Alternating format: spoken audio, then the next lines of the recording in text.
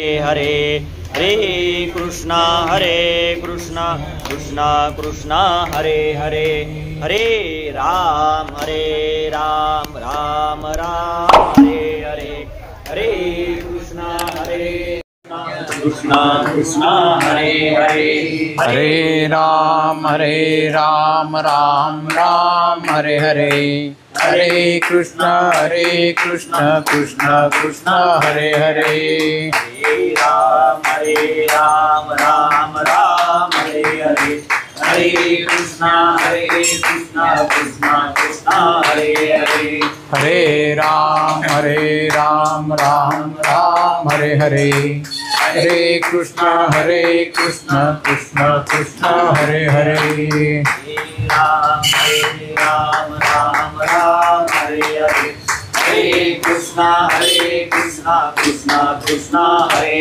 हरे वक्रतुंड महाकाय सूर्यकोटि समप्रभ निर्विघ्नं कुरु मे देव सर्वकार्येषु सर्वदा पुण्यभूमि पवित्र तेथे नांदतो ज्ञानराजा सुपात्र आठविता महापुण्य राशि नमस्कार माता ज्ञानेश्वरासि ब्रह्मानंदं परमसुखदं केवलं ज्ञानमूर्तिं सर्वातीतं गगनसदृशं तत्त्वमस्यादिलक्ष्यम् एकं नित्यं विमलमचलं सर्वदे साक्षिभूतं भावातीतं त्रिगुणरहितं सद्गुरुं तं नमामि।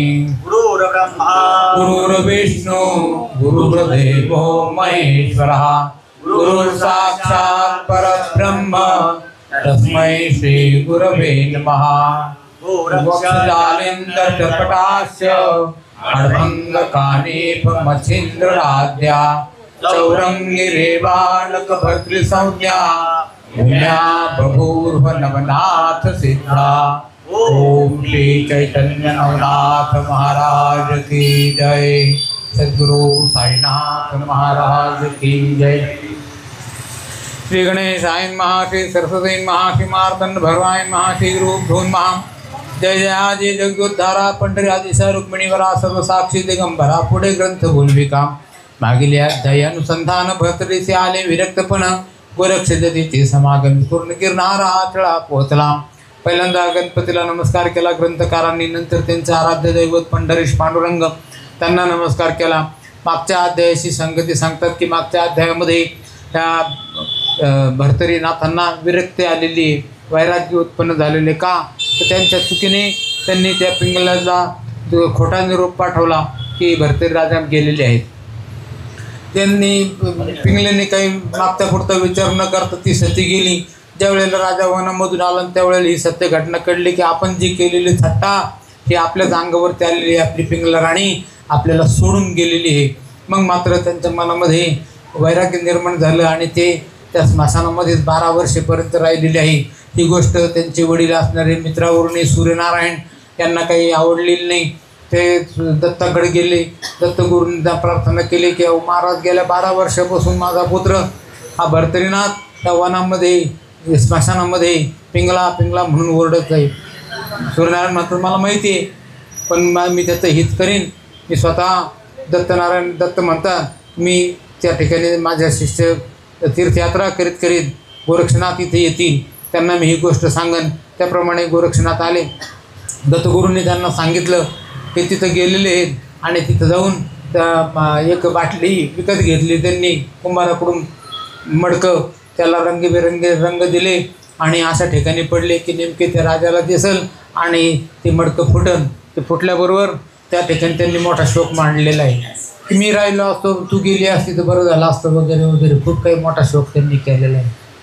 तो शोक या राजाला पावाना त्याला हसू आलेलं आहे मोठं आणि एका बाटलीसाठी तू एवढा रडतो, अरे मी तुला अशा शतानुशती बाटल्या आणून देईन।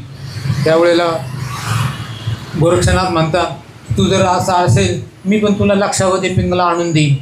आणि मग त्यांचे असे बोलण्यामध्ये एकमेकावर कोटी करण्याच्या हिशोबामध्ये हे गोरक्षनाथ म्हणून गेलेले पहा तू जर मला हे जर पिंगला जर मी तुला दाखवलं तर तू काय देशील? त्यावेळेला राजा म्हणतो की मी हे माझं राज्य सोडून देईन आणि तुझ्याबरोबर तुझ्या ह्या नाथपंथाकडे येईल. यापरी गोरक्ष 3 रात्री राहता झाला गिरनार पर्वती. मग पुसोनी दत्ता प्रति मच्छिंद्राकडे चालला परी यात्रे सुद्ध म्हणे बाळा गोरक्षनाथा. मच्छिंद्र वत्स मम देहाती भेटला नाही बहुत दिवस. आणि मग तिथून पुढं दत्तगुरूंकडे ते दोघं जण गेलेले. दत्तांच्या पाया पडले. दत्तांनी त्यांचं मोठं आगत स्वागत केलं. ते वाटच पाहत होते. आणि आल्यानंतर त्यांना तिथं थांबून घेतलेलं आहे. 3 दिवसापर्यंत ते तिथं राहिलेले आहे. आणि हे राजांनी अगोदरच गोरक्षनाथांनी त्यांना नाथपंथाची दीक्षा दिलेलीच होती. त्यांना ते त्यांचे जे वस्त्र शैली शिंगी कंथा कुबडी फावडी झोळी भस्माची झोळी दीक्षेची झोळी वगैरे हे सगळे आभूषणं दिलेलेच होते. दत्तगुरूंची तेच आता सेवा करायला लागलेले. दररोज लवकर उठायचं. दत्तगुरू उठण्याच्या पूर्वी त्यांच्याबरोबर राहायचं. आणि मग दत्तगुरूंनी त्यांचं गुरुत्व घेतलं आणि त्यांना सगळ्या विद्या शिकवायला सुरुवात केली. 3ऱ्या दिवशी गोरक्षनाथ म्हणतात की आता दत्तगुरू माऊली आपण इथं कवर जरी राहिलं तरी इथून जाऊशी वाटणार नाही, पाय निघत नाही, पण मात्र मला माझ्या गुरुजींकडे जावंच लागेल. दत्तगुरू पण म्हणतात की बरेच दिवस झालेले आहेत, मच्छिंद्रनाथ काही मला भेटलेले नाही, तेव्हा तुम्ही जा आणि गर्भगिरी पर्वतावरती जाऊन जपजाप करीत असलेल्या त्या मच्छिंद्रनाथांना सांगा माझा निरोप दत्तगुरूंचा की दत्तगुरूंनी तुम्हाला भेटायला बोलवलेलं आहे आणि तुम्ही दोघं जण इकडून या. तरी त्याचे भेटी माझे चक्षु परम भुकेले योग दक्षु. तरी त्या आनंदीमध्ये प्रत्यक्ष भेटवी का जीव लगा. ऐसे ऐकता दत्तात्रेय वाणी भेटवीन म्हणे गोरक्ष मुनी. मग दत्तात्रेयाचे चरणी नमुने निघता झाला गोरक्षनाथ निघाले तिथून. आणि एकटेच ते त्यांनी गर्भगिरीचा रस्ता धरला आणि तिकडे ते चाललेले आहेत. नाथ दीक्षा देऊन त्यासी मवळी स्थापी वरदहस्तासी चिरंजीव पद देऊन त्यासी अक्षय केला भरतरी. जोवरी कल्याणाचे धरित्री चिरंजीव केला राजा भरतरी. आयसे होते वागोतरी प्रसादा ते ओपिले. यापरी अभ्यास असे प्रारंभी नेविला भरतरी दास.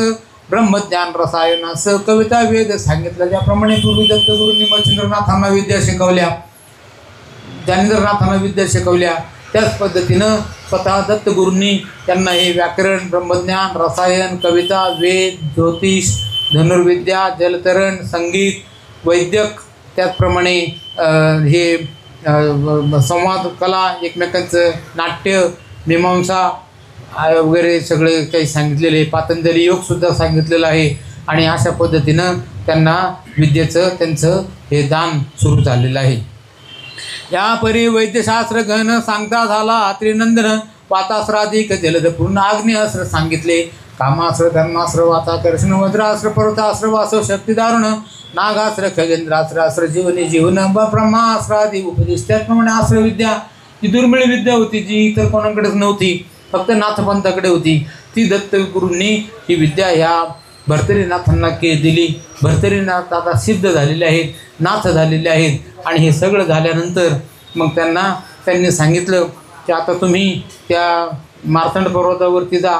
जशी पूर्वी मच्छिंद्रनाथांनी ज्ञानेंद्रनाथांनी तपश्चर्या केली, 6 महिने तिथं राहिले. प्रत्येक ते पाणी घेऊन यायचं, प्रत्येक कुंडामध्ये ती शुक्लगिरी टाकायची आणि तिथलं ते ज्याच्यामध्ये ती संजीवन होईल ते पाणी प्यायचं. अशा पद्धतीनं 6 महिनेपर्यंत तिथं त्यांना पाठवलेलं आहे.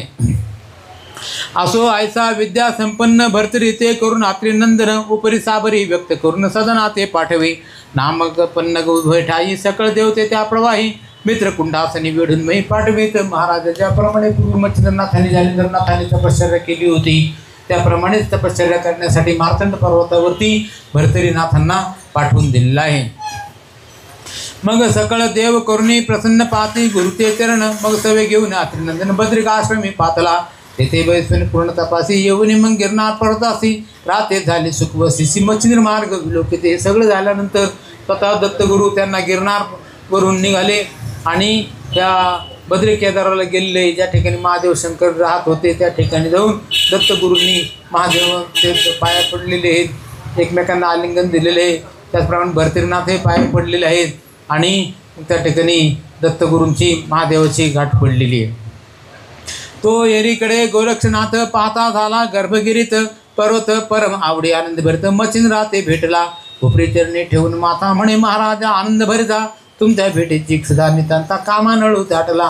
तेव्हा तुम्ही आता असं करा, आणलेले ते यांना भर्तरीनाथांना तिथं तपश्चर्याला बसून द्या महादेव शंकरांच्या सांगण्यावरून त्या दत्तगुरूंनी भर्तरीनाथांना तिथं तपश्चर्याला बसवलं आणि दत्तगुरू पुन्हा आपल्या ठिकाणी गिरनार पर्वतावरती परत गेलेले आहे. आणि नेमकं इकडं गोरक्षनाथ ते मच्छिंद्रनाथांना सांगितलं ना गोरक्षनाथांनी गर्भगिरी पर्वतावर जाऊन की असं असं तुम्हाला दत्तगुरूंनी बोलवलं. ते म्हटले बरं झालं, माझ्या मनात तेच होतं, चला मग आपण दोघे जण निघू. असं म्हणून एका चांगल्या मुहूर्तावरती गोरक्षनाथ मच्छिंद्रनाथ तिथून निघाले गर्भगिरी पर्वतावरून आणि ह्या गिरनारकडे जायला निघालेले आहेत.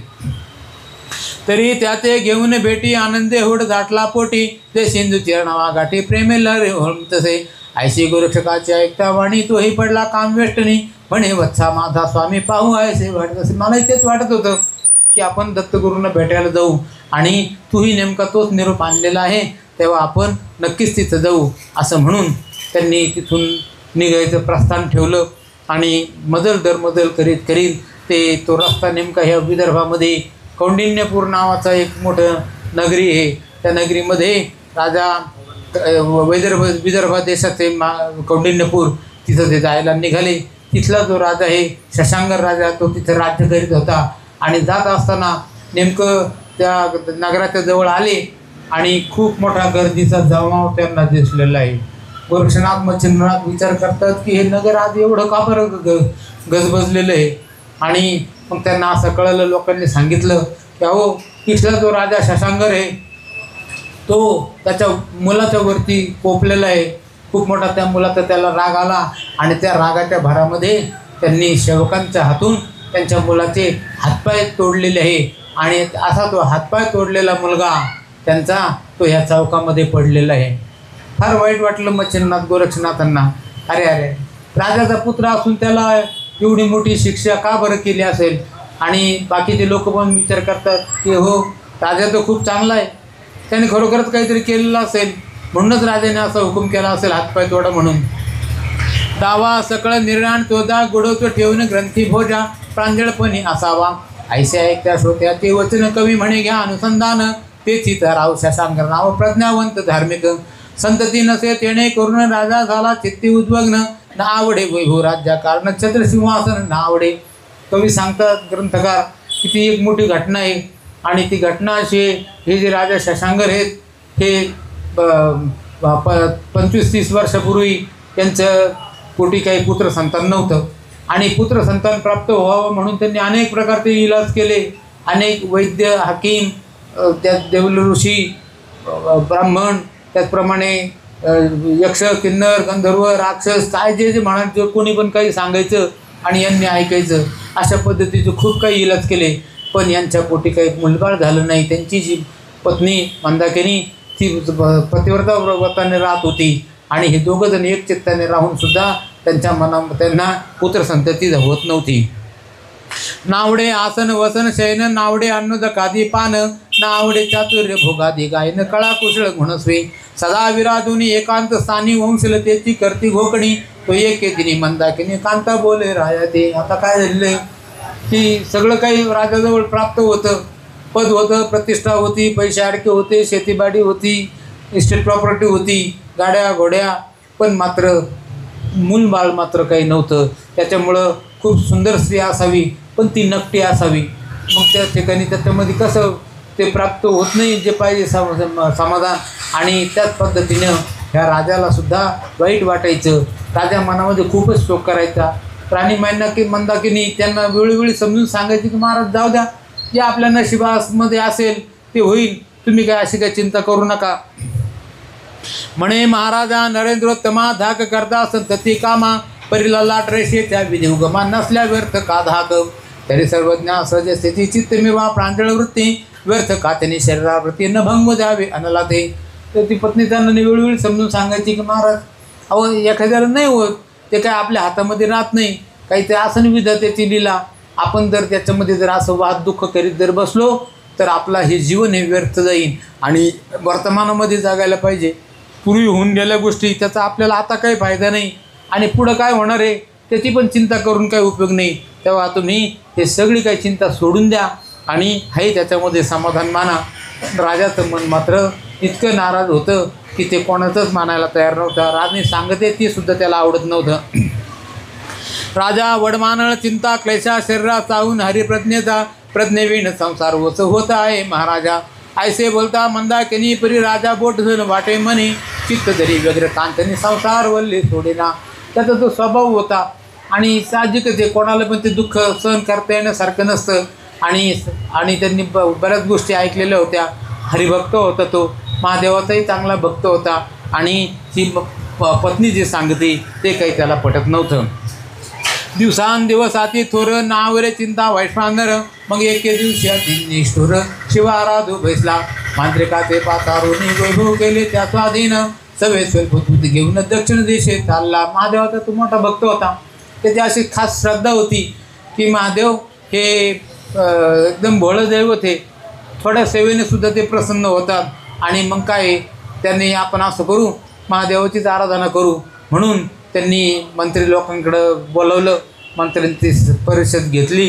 त्यांना सांगितलं की राज्य आता तुम्ही सांभाळा, मी काही दिवस या भाद्र संगमावरती जातो आणि तिथं महादेवाची पूजा अर्चा करतो आणि त्याच्यामध्ये रामेश्वराकडे जातो. रामेश्वराला जाऊन मी तिथं काही अनुष्ठान करतो आणि माझी खात्री आहे त्या अनुष्ठानाने महादेव शंकर प्रसन्न होतील आणि मला मुलबाळ होईल, असं काहीतरी देतील. रामेश्वरा काम वरून जात शिवा ते करू प्रसन्न. तो मार्गी चालता कृष्णा संगम तुंगभद्री भेटला. तेथे राहता मुक्कामासी शेण करता निशिशी दशकर पंचानन स्वप्नासी येऊन या बोलत असे. आता त्यांनी तिकडे जायला प्रस्थान ठेवलं.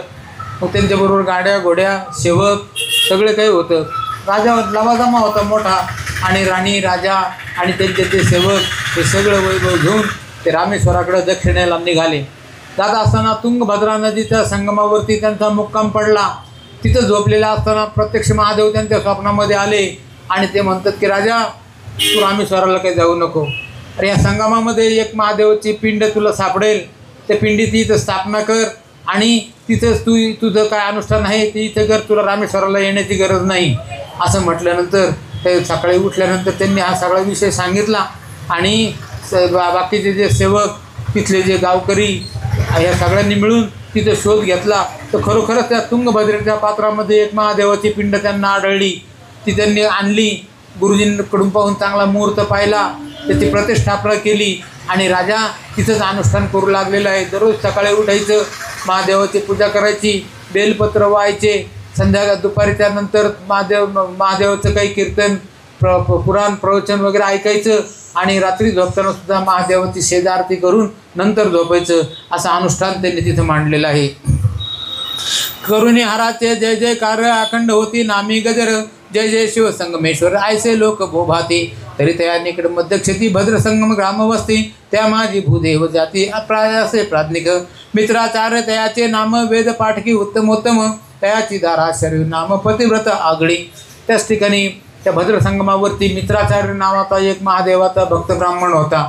त्याची जी पत्नी शरयू, ते दोघेही जण महादेवाचे भक्त होते आणि ते दररोज त्या ठिकाणी त्या मंदिरामध्ये यायचे आणि महादेवाची दररोज पूजा करायचे. अशा पद्धतीनं त्यांचाही कार्यकाळ तिथं चाललेला आहे. रत्नजडीत हाटक परिधाम नोहे वैडरी विकसक शिवसभा मिळतसे ऐसे सभेचे काळी बेसले असता मंडळी सुरतना अप्सरा मवळी पातारिता पै झाला. आता महादेव शंकरांच्या बाबतीत ही घटना स्वर्गामध्ये घडलेली आहे. स्वर्गामध्ये एकदा इंद्र चंद्र वरुण यम आदित्य ऋषीमुनी सगळेजण बसलेले असताना त्या ठिकाणी एकदा सुरोचना नावाची जी त्यांच्यामधली मुख्य नायिका आहे, त्या अप्सरा आहे, त्या अप्सरांमध्ये तिलोत्तमा रंभा मेनका वगैरे त्याच्यामध्ये ही जी सुरोचना नावाची जी अप्सरा आहे ती एकदा मुख्य म्हणून तिला यांनी महादेवांनी बोलवलं. महादेवाच्या समोर त्यांचं यांचा गायनाचा नृत्याचा कार्यक्रम चालू झालेला आहे आणि महादेव लांबून पाहता त्या महादेवांना पाहिल्यानंतर ती सुरोचना तिच्या मनामध्ये महादेवांच्या बाबतीतच काम भावना जागृत झाली आणि ते झाल्यानंतर ते महादेवाने ते ओळखलं आणि एवढंच नाही तर ते भावना जागृत झाल्यामुळं तिचा ठेका चोकायला लागलेला आहे, चाचरायला लागलेली आहे, गाणं तिला नीट म्हणता येईना. ही गोष्ट महादेवाने ओळखली आणि त्यांनी त्या बाबतीमध्ये तिला सांगितलेलं आहे. ऐसे कामने पेटून कामा परी काम दाटला शरीर उगमा तेने करून नाट्य उत्तम नृत्य करतात चाचरले चाचरणा पाहुण्या प्रणा कांत तेचे भावना आणून चित्तात म्हणे कामिन कामानाला ते पेटली ही अप्सरा तरी अहंकार विलक्षण योग्य नव्हे ही कामिन तरी ते सुलभ जन्म देऊन आरत व्हावे. तेव्हा ही जी काही गोष्ट आहे प्रत्येकाच्या मनामध्ये ह्या भावना राहतात, पण मात्र हिनं ह्या भरसभेमध्ये हे काही मांडलेलं आहे हे भरसभेमध्ये योग्य नाही. ती एकटी असताना या गोष्टी ठीक आहेत, पण मात्र ह्या सगळ्या लोकांच्या समक्ष तिच्या मनामध्ये ही जी भावना आली आणि ही भावना का आली तर ही अहंकारामुळे आलेली आहे. ही समस्या स्वतःला का माझ्यासारखी मीच सुंदर आहे, माझ्यापेक्षा सुंदर कोणी नाही. गाण्याचं नृत्याचं जे ज्ञान आहे ते फक्त मलाच आहे, माझ्याशिवाय इतर अप्सरांना सुद्धा नाही. आणि त्याच्यामुळं ह्या महादेवाला तिचा राग आलेला आहे. ऐसी कल्पना आणून चित्ती बोलता झाला पशुपती म्हणे सुरतीने काम चित्ती तुझा माते समजला तरी तू आयशा भ्रष्टपणे शीघ्र पावसी मृत्यू आवने भद्र संगमे जन्म घेऊन विप्रकुशी मिरवशी. तेव्हा तू जे काही हे गोष्ट मांडलेली आहे ही अहंकाराच्यामुळं झालेली असल्यामुळं मी तुला असा शाप देतो की तू ह्या भद्र संगमावरती ते जे ब्राह्मण जोडपं आहे मित्राचार्य आणि शरीर त्यांच्या पोटी जाऊन बाईचा जन्म घेशील. आणि त्यावेळेला मात्र मग सुरोचनाला आपली चूक कळून आलेली, ती पटापटा महादेवाच्या पाया पडू लागलेली. मग ती महादेवा अहो मला मनी जाणी नव्हतं, पण मात्र काय करावा, हे जे विकार आहेत हे माणसाला बादल्याशिवाय राहती नाही. मग हे जे आपण अनेक घटना ऐकतो, अमक्याने अमकं केलं तमक्याने तमकं केलं, अहो हे का होतं तर हे विकार काम येश क्रोध येश, मग हे जे विकार आहे त्या वेळेला बलवान होतात, ते माणूस आवरूच शकत नाही. आणि किती जरी म्हटलं तरीसुद्धा ते न आवरल्यामुळं अशा घटना ह्या घडत राहतात. ज्ञानेश्वर महाराजांनी त्याचं मोठं चांगलं वर्णन केलेलं आहे. हे ज्ञाननिधीचे भुजंग विषयदरीचे वाघ भजन मार्गीचे मांग मारकजे. तेव्हा थोडक्यात काय तर हे विकार इतके बलवान आहे. तेव्हा ती सुरचना त्यांच्या पाया पडून सांगते की महाराज माझी चूक झाली, तुम्ही आता एकच करा की मला याच्यामधून सावरा आणि मला काहीतरी उत्शाप द्या. महादेव शंकर प्रसन्न झाले, भोळेच होते ते म्हणतात की ठीक आहे तुझ्या जरी अशी गोष्ट झाली तरी पण आता शाप तर हा काय बादल्याशिवाय राहणार नाही, कारण ते ब्रह्मवाक्य आहे. गुरोर्वाक्यम सदा सत्यम एक परम पदम. तेव्हा हे काही बादल्याशिवाय राहणार नाही. आता तुला एकच आहे, तुझा जन्म त्या भद्र संगमावरती मित्राचार्य शरयूच्या पोटी होईल आणि प्रत्यक्ष ज्या वेळेला माझा स्पर्श तुला होईल त्यावेळेला तुझी त्या मानवी जन्मातून मुक्तता होईल आणि तू पुन्हा या स्वर्गामध्ये सुरोचना गंधर्व सुरोचना याच्यामध्ये तू पुन्हा पहिल्या ठिकाणी येशील. ऐसे वत्ता गिरिजा कांत सुरोचना भयाभीत चित्ती म्हणे स्वर्गच्युत हीन दैवे झाले मी. आहा चित्ती उदेले दैव माणूस तेथे उदेला खैस तेवी इच्छिला शिवरतीस आला भा ते मिरवले. काय माझं दुर्दैव की मला या सगळं वैभव असताना सगळं व्यवस्थित असताना मला ही अबुद्धी सुचली आणि मला आता त्या जन्माला जावं लागेल. म्हणे महाराजा कैलाशपती नंदीवहना चक्रवर्ती त्रिशूळ पाणी सर्वांगी विभूती व्यक्ता व्यक्त अस्य तू फरशांकुश गदा तोमर डमरू चक्र कपालपात्र ही शोभती दशकर रुंड मुंड भूषणिका भाळी इंदू कवरी गंगा श्वेत वर्णा करती योगा वस्ती सुलक्षे नावडे नगा पूर्ण जोगा साधाया. मग तिनं स्तुती करायला सुरुवात केली. कैलास राणा शिवचंद्र मौळी फणींद्र माथा भ्रुकुटी जळाली कारुण्य सिंधू भवदुःखहारी तुझं वीण शंभो म्हणजे कोण तारी देवा महादेवा हो तुमच्याशिवाय आम्हाला कोण आहे. जरी आम्ही चुकलो पण मात्र आता सावरण्याचं काम हे तुमचंच आहे, काहीतरी उत्शाप द्या असं म्हटल्यानंतर तिनं महादेवाने उत्शाप दिलेला आहे. आणि त्यावेळेला माझा स्पर्श तुला होईल, त्यावेळेला तुझी स्वर्गातून मुक्त तुझं पुन्हा ते शाप संपल आणि तू पुन्हा इथं स्वर्गामध्ये पहिल्या जागी येशील. तरी आता प्रज्ञावंता चुकूर माझी वारी व्यथा भोळेपणी मानून चित्ता उत्शापाते वधावे. तरी माते तू अर्चिता प्रत्यक्ष होऊन तुझ्या अर्था मग सहज माझा स्पर्श होता स्वस्थाना ते तू येशी महाराज. अहो तुम्ही म्हणता तर तुम्ही कशी काय तिथं प्रकट व्हाल. त्यावेळेला पुढचंही भविष्य महादेवांनी सांगून टाकलं की बा तू ज्यावेळेला तू तिथं सेवा करशील त्यावेळेला तू एकटी पाहून माझ्या मनामध्ये जी भावना येईल त्या भावनेमुळं कामभावनेमुळं मी तुला स्पर्श करीन आणि त्याच्यातून त्या योनीमधून तुझी सुटका होईल आणि तू इथे येऊन पडशील. चंद्राननी आकर्ण नयन खंजरे कलका दीप्यमान जिचे पाहता मुखमंडन मदन मूर्छा वार्तसे तिचे दंत माणिक वर्णीय अधर विकासत श्वास वदनी दंत तेजे पाशांतर रत्न पंकजा मृतसे. मित्राचार्य आणि शरयू हे ब्राह्मण त्या भद्र संगमावरती हा जे राजा शशांकर सेवा करीत होते त्याच मंदिरामध्ये हे पण सेवा करीत होते. आणि त्या मंदिरामध्ये असे अनेक दिवस सेवा चाललेली असताना त्या मित्राचार्य आणि ते शरयू ते आता वृद्ध झालेले आहे. ते मग कधी मध्ये यायचे. पण मात्र ही जी मुलगी आहे ही कदंबा तिचं नाव आहे. ही सुलोचना ही मानवी रूपामध्ये आली ह्या ब्राह्मणाच्या पोटी. तिचं नाव कदंबा असं ठेवलेलं आहे. आणि ती कदंबासुद्धा आपल्या आईवडिलांच्याप्रमाणे सुंदर होती. त्याचप्रमाणे ती पूर्वीची पूर्वजन्मातली अप्सरा होती. त्याच्यामुळे ते सर्व पूर्वीचे गुण ती घेऊन आलेली होती. आणि त्यांनी पाहिलं आणि पाहता तर त्या ठिकाणी तिचे आईवडील हळूहळू जे जायचे यायचे कमी झाले वयामानामुळं. मग मात्र कदंबाने मात्र आईवडिलांच्या बरोबर पूर्वी लहानपणापासून जात होती म्हणून तिनं तो काही नियम सोडला नाही. आणि ती नेहमी त्या वेळेला सकाळच्या वेळेला त्याचं ते अनुष्ठान राहायचं. सकाळच्या वेळेला बिल्वपत्र अर्पण करायचे. दुपारच्या वेळेला दुपारच्या आरतीच्या पूर्वी नैवेद्य अर्पण करायचा. संध्याकाळी पुन्हा दुधाचा नैवेद्य दाखवायचा. रात्री शेजारती करायची. असं त्यांचा जो क्रम त्यांनी ठरवून घेतला होता आईवडिलांनी. त्यांचं आईवडिलांच्या महाजनो ये न गतच पंथा. मोठे लोक ज्या मार्गाने गेले त्याच मार्गावरती आपण चालावं ह्या न्यायाने ही कदंबा आईवडिलांचं सगळं अनुकरण करीत होती. आणि तिथं जाऊन ती महादेवाची सेवा करीत होती. गजमानिनी दिव्यांसन दिवस वृद्धमूर्तीच नाही. आपले आईवडील साधू संत ऋषी मुनी आपल्यापेक्षा असणारे ज्येष्ठ ते सगळे त्या परमेश्वर संज्ञेमध्ये येतात. तडी तापसी संन्यासी. आणि मग ते विष्णुपाद सेवनम अर्चनम पूजा करणे वंदनम वेळोवेळी नमस्कार वंदन करणे वंदनम अर्चनम वंदनम दास्यम मंदिरामध्ये जाणे झाडून घेणे हे दास्य सेवा आहे. अर्चनम वंदनम दास्यम सख्यम देव आपला मित्रच आहे असं समजून त्यांची भक्ती करणं. आत्मनिवेदन सगळ्यात शेवटची आत्मनिवेदन भक्ती म्हणजे आपल्या मनातल्या ज्या गोष्टी आहे ते त्यांना सांगणं. याचं जे स्वतंत्र उदाहरण आहे ते म्हणजे श्रीकृष्ण आणि अर्जुनाचं हे सख्य भक्तीचं एक चांगलं उदाहरण आहे. अशा पद्धतीनं 9 प्रकारची भक्ती ती स्वतः कदंबा आचरण करीत होती. आणि त्याच्या योगाने महादेव शंकराला सुद्धा प्रसन्नता येत होती. ऐसे वळता लोटता 12 वर्षे तो कोणे एके सुनिस दिनाचे गृहे सांडून तात मातेचे शिवालय गेली ते तवते समय देवळात कोणीच नसे एकांतात कदंबा ते संचार करते एकडेपणे शुभांगी. मग त्या काळामध्ये सर्वसाधारणतः महादेवाचे मंदिर हे गावाच्या बाहेर राहायचे.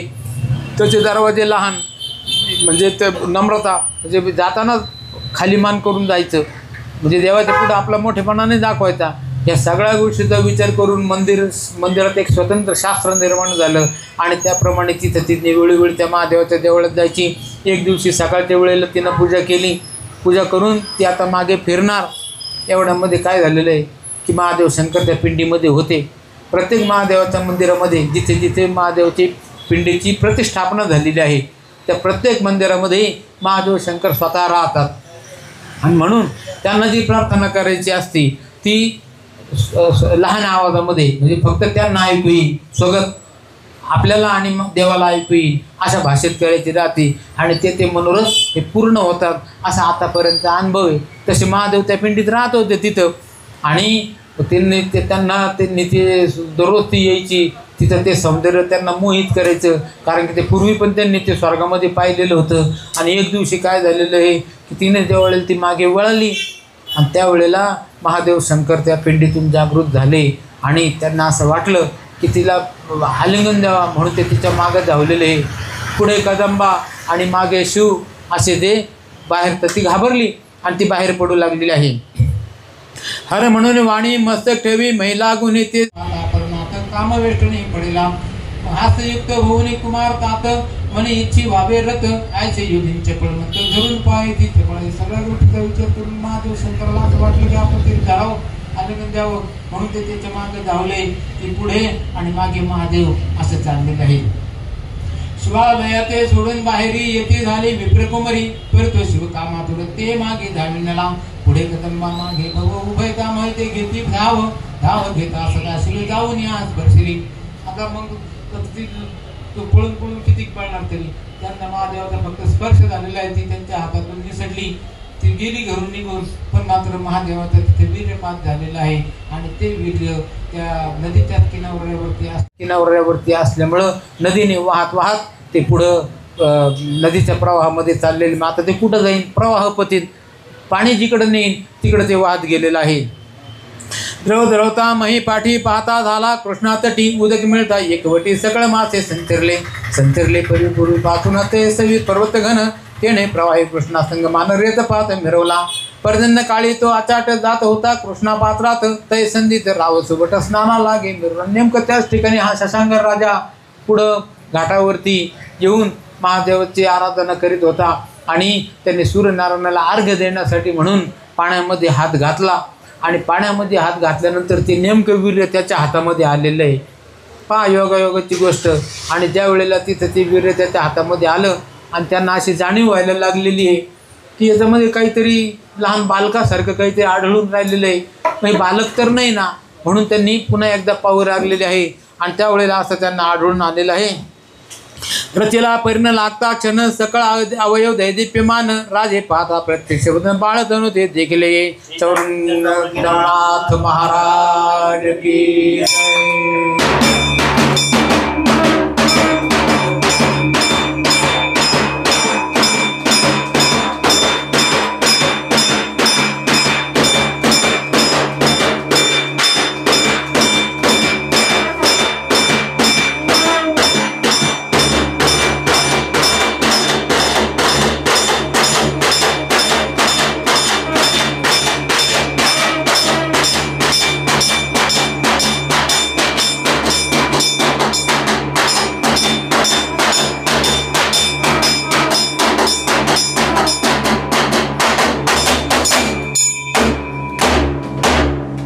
प्रत्यक्ष महादेवाचं वीर्य त्या शशांकर राजाच्या हातामध्ये आलेलं आहे आणि त्याचं ते वीर्य प्रभावी होतं. महादेवाचं वीर्य होतं ते. आणि मग त्या ठिकाणी एका बालकाचा देह छोटासा अतिशय लहान मोवंदळीमध्ये मावेल एवढाच त्या बालकाचा अवयव देह शशांकर राजाच्या हातामध्ये आलेला आहे. राजा विचार करतो की हे काय आहे आणि त्यावेळेला त्यांनी निरखून पाहिलं तर ते एक सगुण साकार असणारं लहान बालक आहे. पाहताची राजा हर्षयुक्त म्हणून पावला उमाकांत ययोने संभव सुत प्रताप दक्ष म्हणजे झाला तरी हा कोणी मही अवतार असेल विरींची हरिहर वाचस्पती सहस्रनेत्र अवनीवर उतरला. त्यांनी पाहिलं तर ते बालकाचं देह आहे. त्याला वाटलं की प्रत्यक्ष महादेवाने आपली इच्छा पूर्ण केली. ज्या कथासाठी आपण हे अनुष्ठान मांडलं होतं, रामेश्वराकडे चाललो होतो, महादेवाने दृष्टांत देऊन आपल्याला या भद्रसंगमावरती थांबवलं आणि त्यांनी त्यांचा शब्द पुरा केला. ह्या बालकाच्या रूपाने माझ्या ओंजळीमध्ये हे कोणीतरी महात्मा आलेला आहे आणि याला आपण घरी नेऊ, मोठं करू आणि आपल्या मनातली इच्छा ही पूर्ण होईल. ऐसा आनंद मानून चित्ती उठता झाला तो नृपती बाळक कवळून हृदयाप्रती शिबिरा प्रविष्ट भय झाला. नाकिनी सुंदर कांता परमसत्व पतिव्रता ते करी बाळ पिता पाहून ते आनंद घरी आलेला आहे मोठ्या आनंदाने. आणि मंदाकिनी त्यांची जी राणी तिच्या हातामध्ये त्या बालकाला ठेवलं. तिला खूप आनंद झाला की आतापर्यंत मी राजाला सांगत होते की त्या ठिकाणी आपल्याला काय आता मुलबाळ होणार नाही आणि आपण आता आहे त्याच्यामध्ये स्थितीत राहावं. पण राजाने काही चिकाटी सोडली नाही आणि त्यांनी महादेवाला अशी गळत घातली की मी महादेवाला प्रसन्न करून घेतल्याशिवाय परत जाणारच नाही. आणि भोळ्या महादेवांनी प्रसन्न होऊन आपल्याला हे बाळक दिलेलं आहे. मग त्याला पानं फुटलेलं आहे, त्या बाळाला पाजलेलं आहे आणि अशा पद्धतीनं त्या बालकाचे लाड चालू झालेले आहे. खूप आनंद झालेला आहे त्यांना. आणि मग तिथून का आता ते राजाचंच घर होतं. हत्तीवरून साखर वाटली. जेवढे काही याचक आलेले त्यांना ज्याला जे पाहिजे ते दान त्यांनी दिलेलं आहे आणि खूप मोठा आनंद उत्सव चाललेला आहे. ऐसे ऐकून नरेंद्रवाणी परमहर्षिनी मंदाकिनी मग ते भरती आणून बाळ हृदय कवळेला लावता ते सन्मुखाशी पाहणा आला असतानासी संस्कार होऊन कृष्णागर नामासी द्वादश अवधीने स्थापिले. 12 दिवसाचा तो झालेला असताना त्याचं आता नामकरण केलं पाहिजे म्हणून त्याचं जे नाव आहे ते त्यांनी ठेवलेलं आहे कृष्णागर असं नाव ठेवलेलं आहे. वडिलांचं नाव शशांकर आणि मुलाचं नाव कृष्णागर असं त्या बाळाचं नाव ठेवलेलं आहे. यावरी राव शिवापासून निघता झाला मग तेथून कौंडन्य ग्राम अपूर्व स्थान येऊन या पोचला. यावरी दिवसेंदिवस कृष्णागर पावला 10 वर्षे मग विवाह चिंता शशांकरात स्मशारूपी दाटली. असं हे बालक अयोनी संभव जन्मलेलं आहे आणि ते आपल्याच हातामध्ये आलं म्हणून राजा राणीने मोठा आनंद उत्सव केला. तिथून त्यांचं ते अनुष्ठान पूर्ण झालं म्हणून त्यांनी महादेवाचे आभार मानले, महादेवाची आज्ञा घेतली आणि ते तिथून आपल्या कौंडिन्यपूर गावामध्ये आलेले आहे आणि आपला राज्यकारभार करू लागलेले. हे जे कृष्णागर राजकुमार हा त्यांच्या दरबारी त्यांच्या घरामध्ये हळूहळू मोठा होऊ लागलेला आहे. तोही 10 वर्षाचा झाला. त्या काळामध्ये लग्न लवकर करण्याची पद्धत होती. या शशांकर राजाला असं वाटलं की या मुलाचं आता लग्न करायला पाहिजे, म्हणून त्यांनी आपले जे प्रधानमंत्री यांना बोलावलं आणि सांगितलं की जा आणि या मुलाच्यासाठी एखादी मुलगी शोधा. मग कर्दम मंत्री पुरोहित ऐक्य करून नृपनाथ देशावरी पाठवित सुलक्षण कुमारी होताया. परिराजा सांगे मंत्रिका कारण की कुमारी पाहावी सुलक्षण रूपवती गुणाने समान कृष्णागरासारखी. अवश्य म्हणून मंत्री वृंद जाते झाले समते वृंद. पुरोहिताधी पाहती संबंध कृष्णागर राजाचा. या मुलाला शोभन अशी मुलगी आणा, आपल्या कुळाला शोभली पाहिजे आणि आपल्या कुळासारखं त्यांचंही कुळ हे श्रेष्ठ असलं पाहिजे. अशा पद्धतीनं ते सगळे मंत्री प्रधान ज्यांना जी कामगिरी सोपवण्यात आलेली होती ते निघाले आणि त्या मुलाच्यासाठी मुलगी पाहण्याचं काम हे चालू झालेलं आहे. नाना क्षेत्रे राज्ये पाहुणी कुमारे पाहे मंत्री नयनी परिकृष्णागाराचा रूप मांडणी एकही कन्या आढळेना. सगळे मंत्री देशादेशे पाहू श्रमले कुमारीस परी सर्व संपन्नते असं कोणी एक आढळेना. परंतु मुलाचं लग्न करणं ही आज जशी अवघड गोष्ट आहे तशीच त्या काळात सुद्धा होती. कारण जिथं पत्रिका जमायची तर तिथं बिरादरी जमायची नाही, नातेसंबंध जुळायचे नाही. तिथं नातेसंबंध जुळले तर ते त्यांच्यापेक्षा तोलामोलाचे नसायचे. म्हणजे कधी व्यावहारिक अडचण, कधी ग्रहमानाची अडचण, असं करीत करीत त्यांचं जे लग्न आहे ते लांबलेलं आहे. 11 वर्ष झाले, 12 वर्ष झाले तरी काय त्या मुलाचं काही लग्न जमेना. आणि नेमकं तेवढ्याच काळामध्ये ह्या राजाची जी पत्नी म्हणजे ही कृष्णागराची जी सावत्र आई मंदाकिनी राणी ती आजारी पडली आणि ते होऊन जाईन बरं असा विचार करून सगळेजण विचार करतात. परंतु अनेक इलाज केले पण तिचं आयुष्य हे भरून गेलेलं आहे आणि तिचा मृत्यू झालेला आहे. रूप पाहता गुणहीन गुण पाहती स्वरूपहीन रूप गुणास्ती घटित समान उभयता ते होईना. आजवरी पाहता महाराजा दिवस सर्व लोटले कादा परी कन्या तुझा नातळे आहेसे झालेसे. शेवटी त्या मंत्र्यांनी आणि प्रधानांनी सांगितलं की महाराज पाहिजे तसं नवरी अजून काही सापडलेली नाही आणि एवढ्याच काळामध्ये त्या राणीचा पण मृत्यू झालेला आहे. आणि राजा त्यांनी ते सगळ्या त्या संस्था दुःखामधून ते निवारण झालं. 10वा 13वा झाला, महिना झाला आणि राजा मनामध्ये विचार करतो की अजून आपलं आयुष्य जायचं आहे आणि आपण तर का असं राहू शकणार नाही. तेव्हा आपणही पहिलं लग्न केलं पाहिजे. कारण की काहीतरी व्यभिचार होण्यापेक्षा आपण लग्न केलेलं चांगलं. म्हणून त्यांनी त्या प्रधानांना आणि मंत्र्यांना सांगितलं की तुम्ही जी कृष्णागरांसारखे ज्या अनेक मुली पाहिल्या त्याच्यामध्ये एखादी मोठी मुलगी तुम्हाला आढळली का की जी माझ्यासाठी योग्य असेल. मंत्र्यांनी सांगितलं की अशी एक मुलगी आढळली. भुजध्वज राजाची जी मुलगी आहे भुजावंती ती तुमच्या वयाला समान शोभणारी आहे आणि तिथं तुमच्याशी लग्न होऊ शकतं. मग लगेच गुरुजींना बोलवलं, पत्रिका पाहिली आणि त्या पत्रिकेमध्ये पण गुण उतरलेला आहे आणि या मुलाच्या अगोदर त्या राजाचंच लग्न करायचं ठरलं आहे. परिराव इंद्रिय दमनी कदा न वाहे व्यभिचार म्हणे. मग मांत्रिकाशी बोलावणे निकट बैसवी आपल्या म्हणे मकरंदा सुलक्षणा तू करू गेला असे देश भ्रमणा परी कुमारी अतिसगुणा कोणीतरी आढळली का. मग पातारोनी पुरोहितास सकळ कुमाराची टिपणे पाहत तो चित्रकुटीचा नृपनाथ घटिता अर्थ आवडला. धाम भुज ध्वज धार्मिक प्राथमिक महाराज तयाची कन्या तेज पुंज भुजावंती मिरवली. भुजावंती मुलगी जी आहे तिची पत्रिका तुमच्याशी जुळते. आणि मग त्यांनी योग्य मुहूर्त पाहिला, तिथं मागणी घातली. दोघांची संमती मिळाल्यानंतर त्यांनी त्या देवा ब्राह्मणाच्या अग्नीच्या साक्षीनं ह्या राजाचंच अगोदर लग्न झालेलं आहे. दुसरी मंदाकिनीच्या मृत्यूनंतर ही भुजावंती तिथं लग्न करून त्या दरबारामध्ये आलेली आहे. मग कांता घेऊन रावर पाहता झाला आपला ठाव कोपरे दिवसेंदिवस थोरी व भुजावंती झालीसे. 13 वर्षे व्यवस्थित भुजावंती मही पावत येरीकडे 37 वर्षात कृष्णा करून मिरवला. ती मुलगी 13 वर्षाची आहे आणि त्यांचा हा मोठ्या राजाचा आणि त्या भुजावंतीचा विवाह झाला. मोठ्या सन्मानाने ते तिथं आले. त्यांचा गृहस्थाश्रम व्यवस्थितपणाने चालू झाला. राजा वैवाहिक सुख घेऊ लागलेला आहे आणि इकडं त्या जो मुलगा आहे कृष्णागर त्यांचं वेगळं दालन होतं. त्या वेगळ्या दालनामध्ये हे कृष्णागर राहायचे आणि याचंही वय आता 17 वर्षाचं झालेलं आहे. आणि एके दिवशी काय झाली घटना की तिथं पूर्वी पतंग उडवण्याचा मोठा काळ राहायचा. संक्रांतीच्या वेळेला पतंग उडवले जायचे आणि त्याच्यामध्ये वावडी हा एक प्रकार आहे. वावडी म्हणजे मोठा पतंग आणि ते वावडी शिवाजी महाराजांच्या काळापर्यंत ते वावडीचं हे होतं. आताही वावडी उडवली जाते कोल्हापूर भागामध्ये वगैरे. तर तो जो पतंग असतो तो पुष्कळ मोठा असा पतंग राहतो आणि तो उडवीत होता.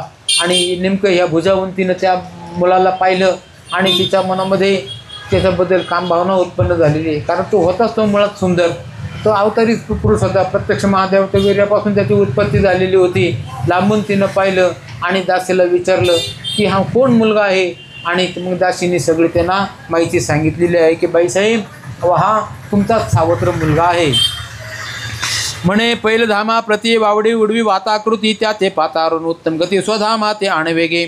ऐसे ऐकून दासी वचन पाहती झाले राजनंदन. राजासी म्हणे मातेने चित्त ये तू वरेला. आता दासीला सांगितलं त्यांनी, दासीने माहिती सांगितली की हा तुमचा सावत्र मुलगा आहे. आणि तिच्या मनामध्ये मात्र त्याच्याबद्दल कामभावना आलेली आहे. आणि कामातून राम ना भय न लज्जा त्याने तिनं त्या दासीला सगळी माहिती विचारली आणि तिला सांगितलं की जा आणि त्याला म्हणावं की या राणीने तुला बोलवलेलं आहे. आता हा निरोप त्यांनी कृष्णागराला सांगितला. कृष्णागराला मोठा आनंद झाला. कृष्णागर म्हणतो की माझ्या आईने मला बोलवलं. लग्नामध्ये फक्त एकदा त्यांनी पाहिलेलं होतं.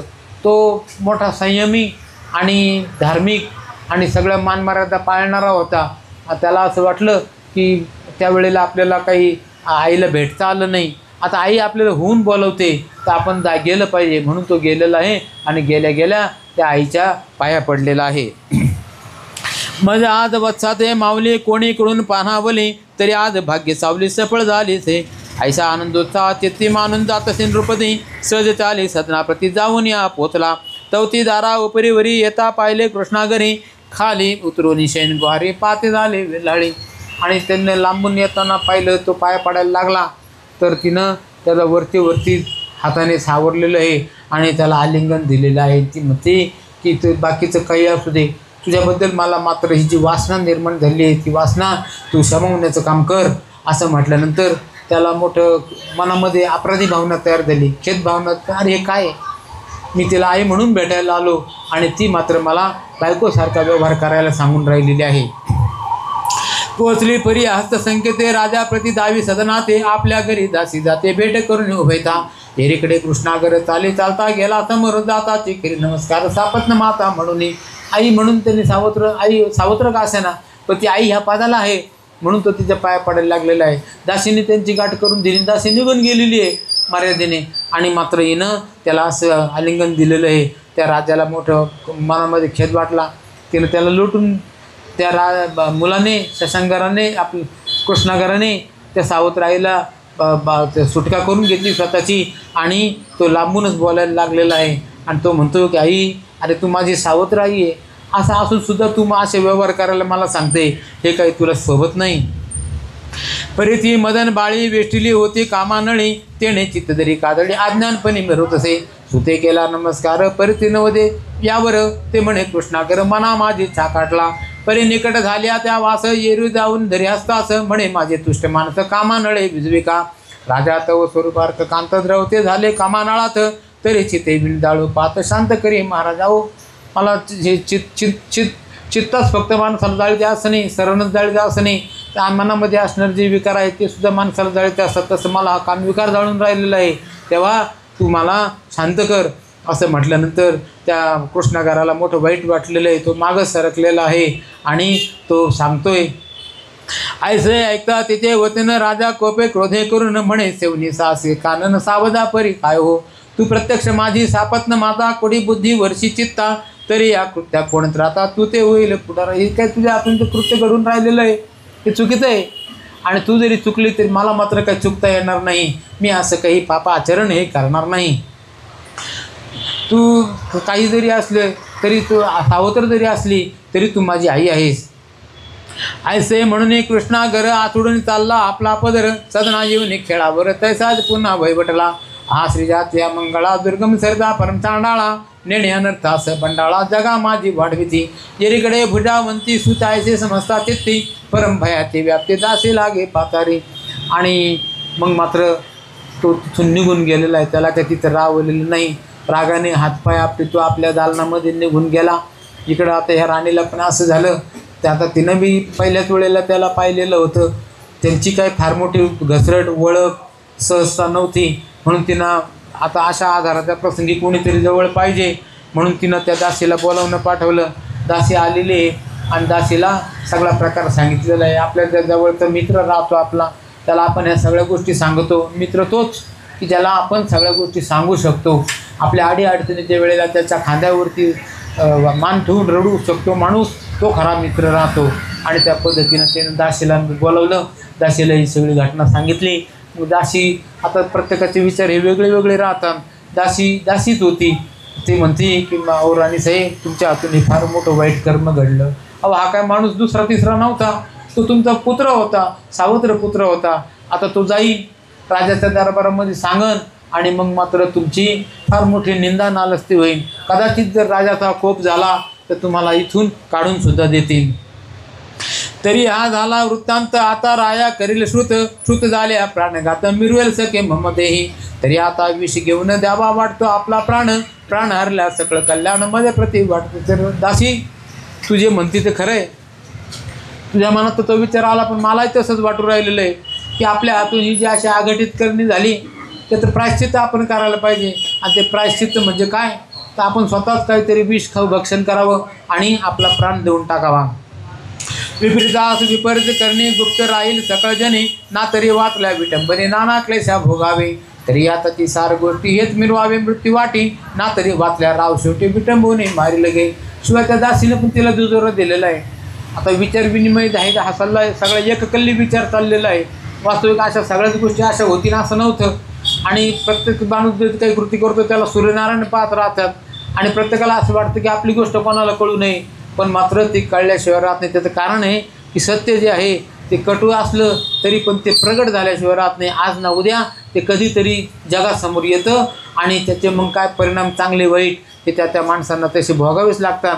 ते दासीनं त्याला विपरीत बुद्धी सांगितलेली आहे. ती म्हणते की राणीसाहेब, तुमची हातून जी काही कृती झाली ही काही चांगली झालेली नाही.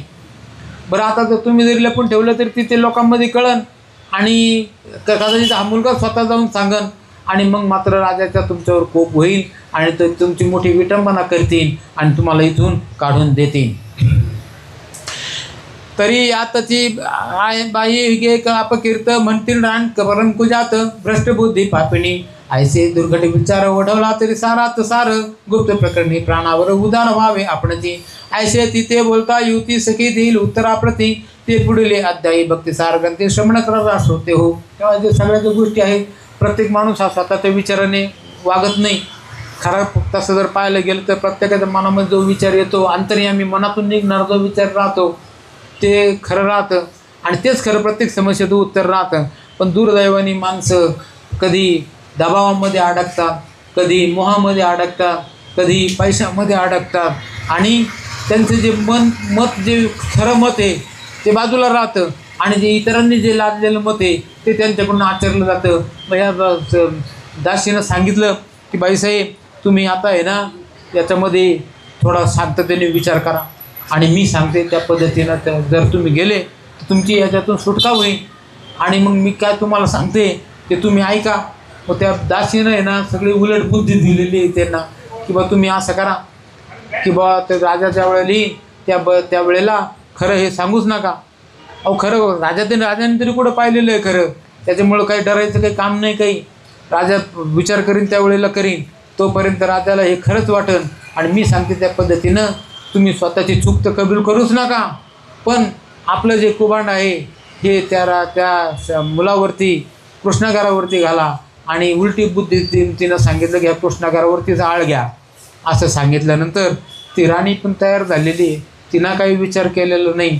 वास्तविक पाहता ह्या सगळ्या गोष्टी विचार करून सुटण्यासारख्या होत्या, पण मात्र त्याच्यावरती त्या दासीचा अंमल होता.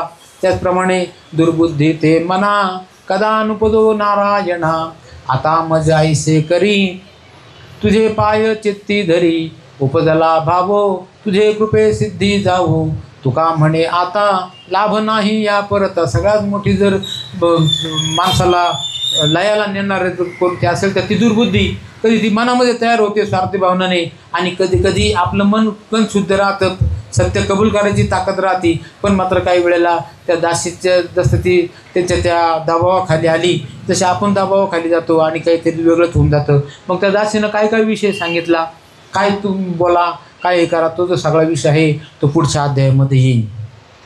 तरी हा ग्रंथ भक्तिसार तुम्हीच वद्विता मनोहर निमित्त मात्र धुंडी कुमर मालून नरे त्या मिरव तसे स्वस्ती भक्ती कथा सार समद गोष्टाव किम्यागार सदा परिसूत भावे चतुर्तीसमाध्याय गुणा श्रीकृष्णार्पणमस्तु. श्री गणेशाय नमः, श्री सरस्वती नमः, श्री मार्तंड भरवाय नमः, श्री गुरुभ्यो नमः. जय जय आदि जगत पाळका जगतपते वैकुंठ नायका जगत सृजका यदुकुल टिळका भक्त सखा तुळशी निखिल जीवन निर्विकारा विवेक रत्न वैरागरा शुद्ध सत्व गुण गंभीरा रुक्मिणी वरदा निर्बंधो हे कृपाल नवा पंढरी नाथा पुढे बोलवी भक्तिसार ग्रंथा मागील अध्याय नाथ नाथा जन्म चौरंगीचा करविला परी त्याचे कथन राहिले ग्रंथी लेखन आता करवी जगत जीवन पुढे वैखरी बैसुन्या तरी गताध्यायी सापत्न माता लुटली तिथे काम सरिता परी कृष्णा गर्भातले सुता बळीत नेले पातारोने विठ्ठल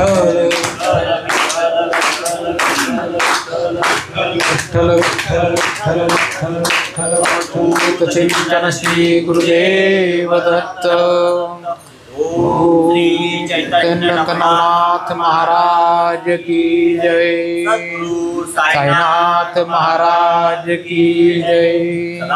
सर्वदा योग तुझा घडावा हे कारणी देह माझा पडावा पेचू नको गुणवंता अनंता नायका मागणे हेची आता ठिकाणी मन जाय माझे त्या ठिकाणी निज रूप तुझे मी ठेवितो मस्तक ज्या ठिकाणी येथे तुझे सद्गुरु पाय दोन्ही. जय जय रघुवीर समर्थ वरदे हरी विठ्ठल श्री ज्ञानदेव तुकाराम पंढरीनाथ महाराज की जय. ज्ञानेश्वर महाराज की जय. तुकाराम महाराज की जय. निरंजन आदेश